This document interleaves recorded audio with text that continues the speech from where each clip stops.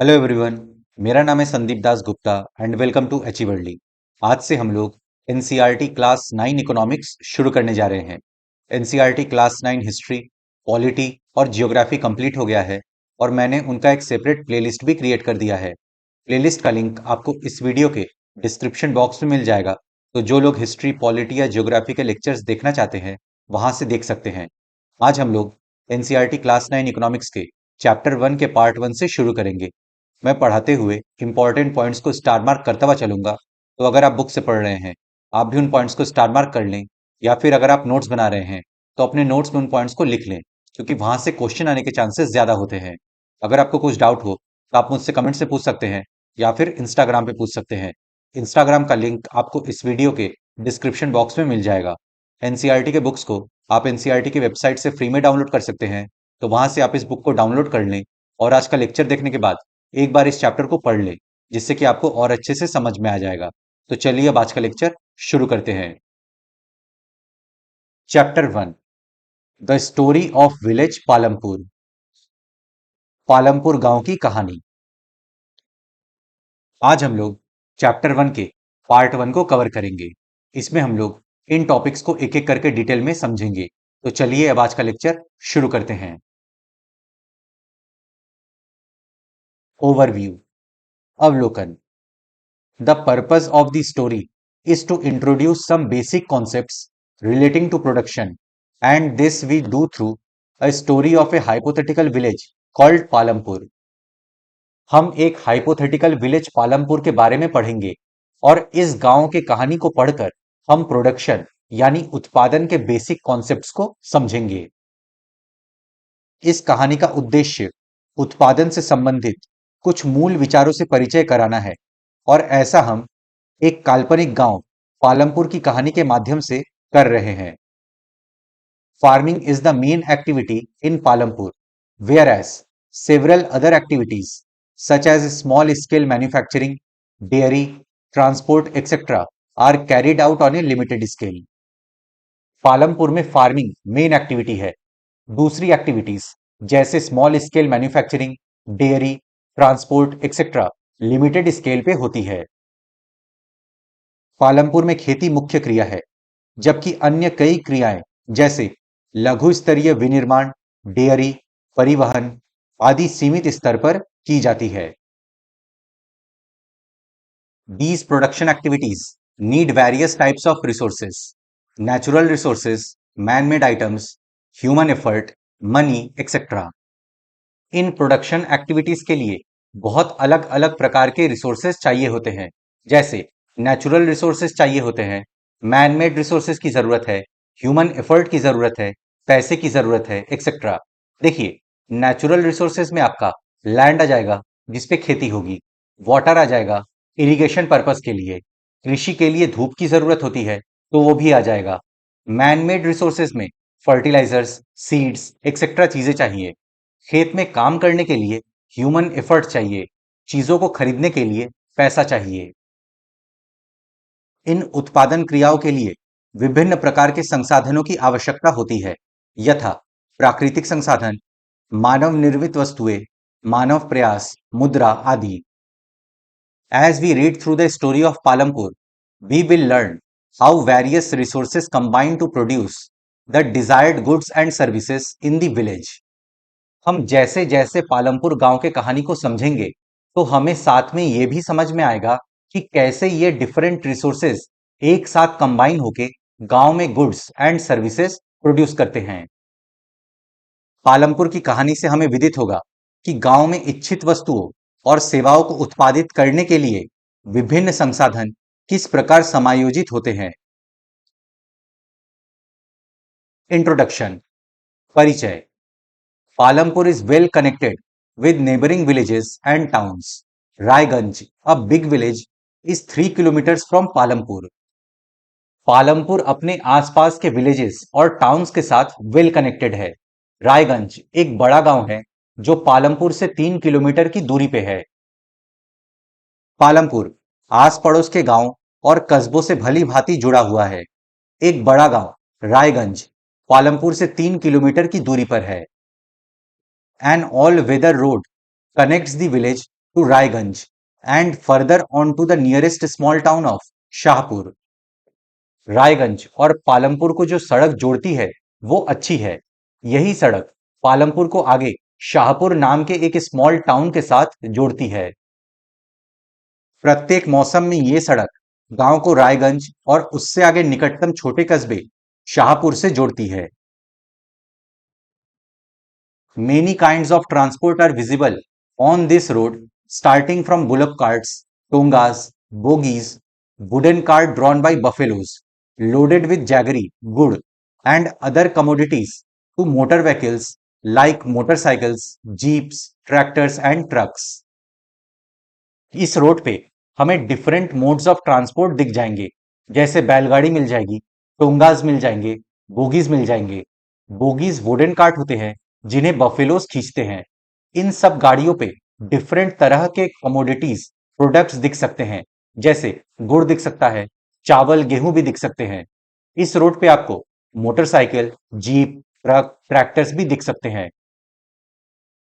इस सड़क पर गुड़ और अन्य वस्तुओं से लदी हुई बैलगाड़ियां, भैंसा बग्घी से लेकर अन्य कई तरह के वाहन जैसे मोटरसाइकिल, जीप, ट्रैक्टर और ट्रक तक देखे जा सकते हैं। This village has about 450 families belonging to several different castes. Palampur में डिफरेंट कास्ट के 450 परिवार रहते हैं। इस गांव में विभिन्न जातियों के लगभग 450 परिवार रहते हैं। The 80 upper caste families own the majority of land in the village. Their houses, some of them quite large, are made of brick with cement plastering. गांव की ज्यादातर जमीन 80 अपर कास्ट परिवार के पास है। उनके घर बड़े हैं, कुछ तो बहुत ही बड़े हैं। उनके घर ईंटों के बने हैं, सीमेंट की प्लास्टरिंग है। गांव में अधिकांश भूमि के स्वामी उच्च जाति के 80 परिवार हैं। उनके मकान, जिनमें से कुछ बहुत बड़े हैं, ईंट और सीमेंट के बने हुए हैं। The scheduled castes, Dalits, comprise 1/3 of the population and live in one corner of the village and in much smaller houses, some of which are of mud and straw. गांव में टोटल पॉपुलेशन की 1/3 population schedule caste की है। वे गांव के एक कोने में रहते हैं। उनके घर काफी छोटे हैं, कुछ तो मड और स्ट्रॉ से बने हैं। यहां इससे हमें गांव के सोशल इनइक्वलिटी के बारे में भी पता चल रहा है। अनुसूचित जाति के लोगों की संख्या गांव की कुल जनसंख्या का 1/3 है और वे गांव के एक कोने में काफी छोटे घरों में रहते हैं, जिनमें कुछ मिट्टी और फूस के बने हैं। Most of the houses have electric connections. Electricity powers all the tube wells in the fields and is used in various types of small business. Palampur has 2 primary schools and 1 high school. There is a primary health center run by the government and 1 private dispensary where the sick are treated. ज्यादातर घरों में electricity connections हैं। खेतों में tube wells electricity से ही चलते हैं। Electricity का यूज अलग अलग तरह के स्मॉल बिजनेस में किया जाता है। पालमपुर में 2 प्राइमरी स्कूल हैं, एक हाई स्कूल है, एक प्राइमरी हेल्थ सेंटर है जो सरकार चलाती है, एक प्राइवेट डिस्पेंसरी है जहां मरीजों का उपचार किया जाता है। अधिकांश के घरों में बिजली है। खेतों में सभी नलकूप बिजली से ही चलते हैं और इसका उपयोग विभिन्न प्रकार के छोटे कार्यों के लिए भी किया जाता है। पालमपुर में 2 प्राथमिक विद्यालय और एक हाई स्कूल है। गांव में एक राजकीय प्राथमिक स्वास्थ्य केंद्र और एक निजी औषधालय भी है, जहां रोगियों का उपचार किया जाता है। The description above shows that Palampur has fairly well-developed system of roads, transport, electricity, irrigation, schools and health center. Palampur के इस डिस्क्रिप्शन से हमें पता चल रहा है कि पालमपुर में वेल डेवलप्ड रोड्स हैं, ट्रांसपोर्ट सिस्टम अच्छी है, इलेक्ट्रिसिटी है, इरिगेशन सिस्टम है, स्कूल है, हेल्थ सेंटर है। उपयुक्त विवरण से स्पष्ट है कि पालमपुर में सड़कों, परिवहन के साधनों, बिजली, सिंचाई, विद्यालयों और स्वास्थ्य केंद्रों का पर्याप्त विकसित तंत्र है। The story of Palampur, an imaginary village, will take us through the different types of production activities in the village. Palampur गांव के इस स्टोरी से हम अलग अलग तरह के प्रोडक्शन एक्टिविटीज को समझने की कोशिश करेंगे। एक काल्पनिक गांव पालमपुर की कहानी हमें किसी भी गांव में विभिन्न प्रकार की उत्पादन संबंधी गतिविधियों के बारे में बताएगी। In villages across India, farming is the main production activity. The other production activities, referred to as non-farming activities, include small manufacturing, transport, shopkeeping, etc. Bharat के गांव में फार्मिंग मेन प्रोडक्शन एक्टिविटी है। दूसरे जो प्रोडक्शन एक्टिविटीज हैं उन्हें non farming activity कहते हैं, जिसमें स्मॉल मैन्युफैक्चरिंग, ट्रांसपोर्ट, दुकानदारी एक्सेट्रा शामिल है। भारत के गांव में खेती उत्पादन की प्रमुख गतिविधि है। अन्य उत्पादन गतिविधियों में, जिन्हें गैर कृषि क्रियाएं कहा गया है, लघु विनिर्माण, परिवहन, दुकानदारी आदि शामिल है। We shall take a look at both these types of activities after learning a few general things about production. हम इन दोनों टाइप के प्रोडक्शन एक्टिविटीज के बारे में पढ़ेंगे, लेकिन उससे पहले हम प्रोडक्शन से रिलेटेड कुछ बेसिक कॉन्सेप्ट्स के बारे में समझेंगे। हम उत्पादन के बारे में कुछ सामान्य बातें जानने के बाद इन दोनों प्रकार की क्रियाओं पर विचार करेंगे। अब हम लोग का नेक्स्ट टॉपिक है ऑर्गेनाइजेशन ऑफ प्रोडक्शन, उत्पादन का संगठन। The aim of production is to produce the goods and services that we want. हम किसी भी चीज का प्रोडक्शन क्यों करते हैं? प्रोडक्शन का एम होता है ऐसे गुड्स और सर्विसेज को प्रोड्यूस करना जो हमारे काम की हो। उत्पादन का उद्देश्य ऐसी वस्तुएं और सेवाएं उत्पादित करना है जिनकी हमें आवश्यकता है। There are 4 requirements for production of goods and services. वस्तुओं और सेवाओं के उत्पादन के लिए 4 चीजें आवश्यक है। The first requirement is land and other natural resources such as water, forests, minerals. First requirement है लैंड।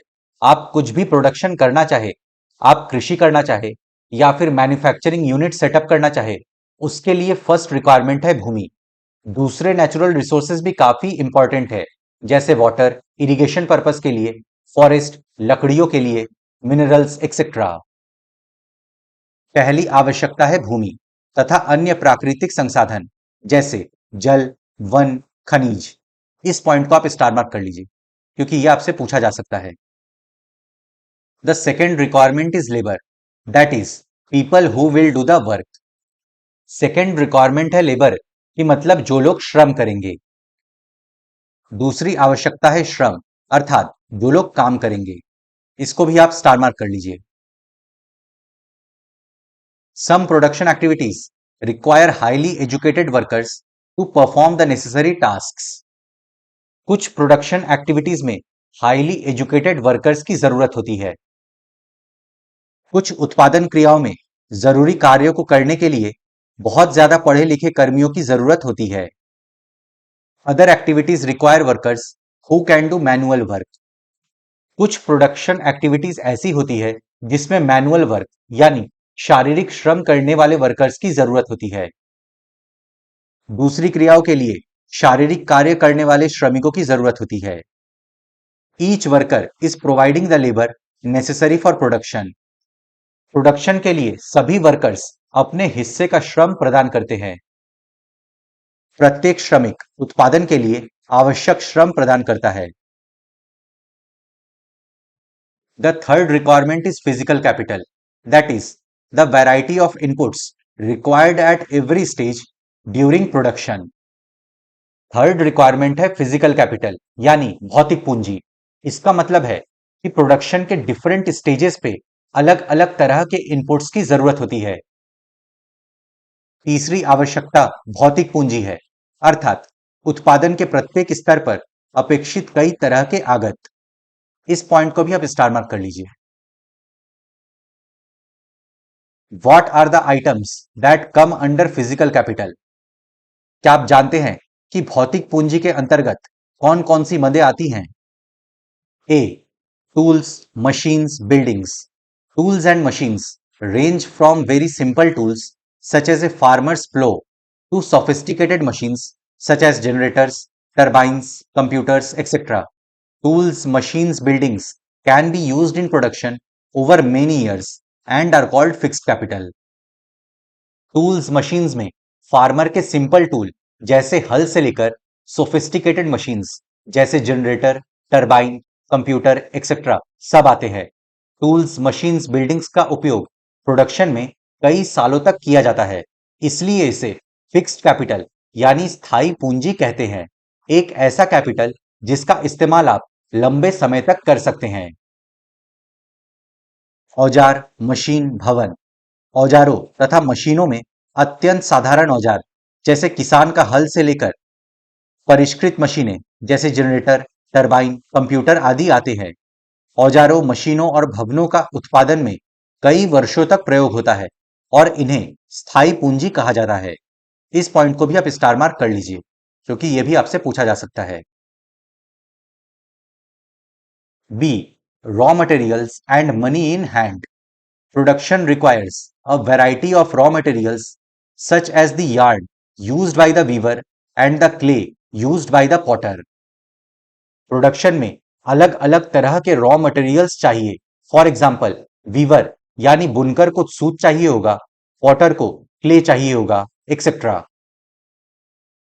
कच्चा माल और नकद मुद्रा। उत्पादन में कई प्रकार के कच्चे माल की आवश्यकता होती है, जैसे बुनकर द्वारा प्रयोग किया जाने वाला सूत और कुम्हारों द्वारा प्रयोग में लाई जाने वाली मिट्टी।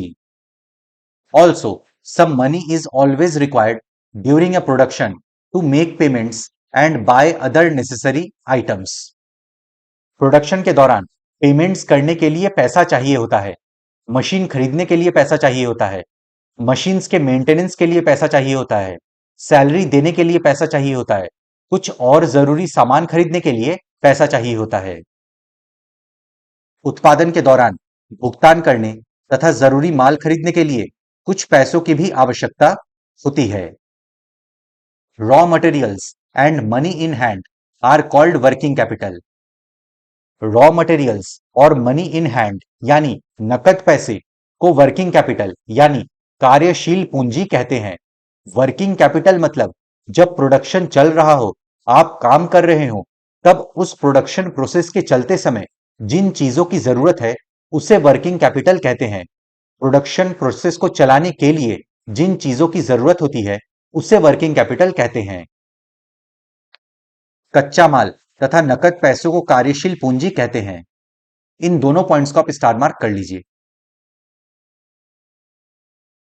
क्योंकि ये आपसे पूछा जा सकता है। Unlike tools, machines and buildings, these are used up in production. Tools, machines, buildings लगातार कंज्यूम नहीं हो रहे थे, समाप्त नहीं हो रहे थे प्रोडक्शन प्रोसेस में, बट रॉ मटेरियल, पैसे लगातार कंज्यूम होते रहते हैं, समाप्त होते रहते हैं। औजारों, मशीनों तथा भवनों से भिन्न ये चीजें उत्पादन क्रिया के दौरान समाप्त हो जाती हैं। There is a fourth requirement too. You will need knowledge and enterprise to be able to put together land, labor, and physical capital and produce an output either to use yourself or to sell in the market. This, these days, is called human capital. We shall learn more about human capital in the next chapter. एक fourth requirement भी होती है। आपको खुद के use के लिए या फिर मार्केट में बेचने के लिए लैंड, लेबर और फिजिकल कैपिटल को एक साथ यूज करना होगा और इसके लिए नॉलेज और एंटरप्राइज यानी उद्यम की जरूरत पड़ेगी। इसे ही ह्यूमन कैपिटल कहते हैं। फॉर एग्जाम्पल, अगर आप एक फैक्ट्री खोलना चाहते हैं तो आपको सारे फैक्टर्स के बारे में पहले सोचना होगा। आपको भूमि चाहिए होगी, लेबर चाहिए होगा, फिजिकल कैपिटल चाहिए होगा। इन सभी चीजों को एक साथ यूज करना होगा और इन सभी चीजों को एक साथ यूज करने के लिए आपको नॉलेज और एंटरप्राइज चाहिए होगा। इसे ही ह्यूमन कैपिटल कहते हैं। एक चौथी आवश्यकता भी होती है।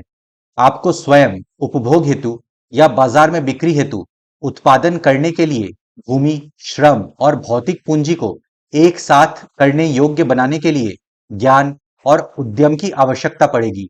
आजकल इसे मानव पूंजी कहा जाता है। मानव पूंजी के विषय में और अधिक अध्ययन हम अगले अध्याय में करेंगे। इस पॉइंट को भी आप स्टार मार्क कर लीजिए। Every production is organised by combining land, labour, physical capital and human capital which are known as factors of production। Production में बहुत सारी चीजों का यूज हो रहा है, जैसे land, labour, physical capital, human capital. इन सबको एक साथ जब ऑर्गेनाइज करेंगे तो उसे फैक्टर्स ऑफ प्रोडक्शन कहते हैं। उत्पादन भूमि, श्रम और पूंजी को संयोजित करके संगठित होता है, जिन्हें उत्पादन के कारक कहा जाता है। As we read through the story of Palampur, we will learn more about the first three factors of production। हम पालमपुर गांव के कहानी को पढ़ के लैंड, लेबर और फिजिकल कैपिटल के बारे में समझेंगे। पालमपुर की कहानी को पढ़ने के क्रम में हम उत्पादन के प्रथम 3 कारकों के बारे में और अधिक सीखेंगे। For convenience, we will refer to the physical capital as the capital in this chapter. सुविधा के लिए इस अध्याय में हम भौतिक पूंजी को पूंजी कहेंगे। तो फ्रेंड्स, इसी के साथ हम लोग का आज का लेक्चर समाप्त होता है। अब नेक्स्ट लेक्चर में हम लोग चैप्टर 1 के पार्ट 2 को शुरू करेंगे। मैं आशा करता हूं कि आपको सब कुछ समझ में आ गया होगा। अगर आपको फिर भी कुछ डाउट है तो आप मुझसे कमेंट्स में पूछ सकते हैं या फिर इंस्टाग्राम पे पूछ सकते हैं। अपने फ्रेंड्स के साथ इस वीडियो को शेयर करें। वीडियो पसंद आए तो लाइक करें, चैनल को सब्सक्राइब करें। मैं मिलता हूं आपसे नेक्स्ट लेक्चर में। Good day to everyone. जय हिंद।